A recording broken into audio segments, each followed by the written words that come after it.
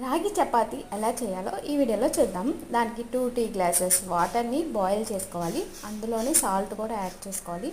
Water boil అయిన తర్వాత 2 tea గ్లాసులు రాగి పిండిని వేసి కలిపి స్టవ్ ఆఫ్ చేసుకోవాలి. తర్వాత మనం కొంచెం చల్లనీళ్ళతో చేతిని తడుముకొని ముద్దలా కలుపుకోవాలన్నమాట. ఆ వేడి అంతా మొత్తం చపాతీ ముద్దనైతే ఎట్లా కలుపుతామో లోపల నుంచి బయటికి అట్లాగా మొత్తం బాగా కలపాలి. అప్పుడే లోపలిది ఉన్న గడ్డలంతా మనకి పిండిలాగా బాగా మెత్తగా కలిసిపోతుంది. ఇలా కలిపిన తర్వాత ఆయిల్ యాడ్ చేసుకుని ఒక 10 నిమిషాలు పక్కన పెట్టుకొని, ఇక్కడ నాకు టైం లేదని నేను ఎమ్మటే చపాతీలాగా చేసేసాను. మనం చపాతీకి ఎలాగైతే పిండి వేసి రుద్దుతామో అలాగే చేశాను. కానీ ఇక్కడ మీరు పొడి పిండి ఎక్కువ తీసుకోవాలన్నమాట, ఎందుకంటే ఇవి సాఫ్ట్గా ఉండడం వల్ల ఇరిగిపోతాయి.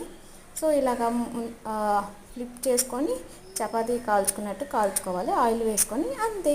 నేను పండుమిర్చి బజ్జీతో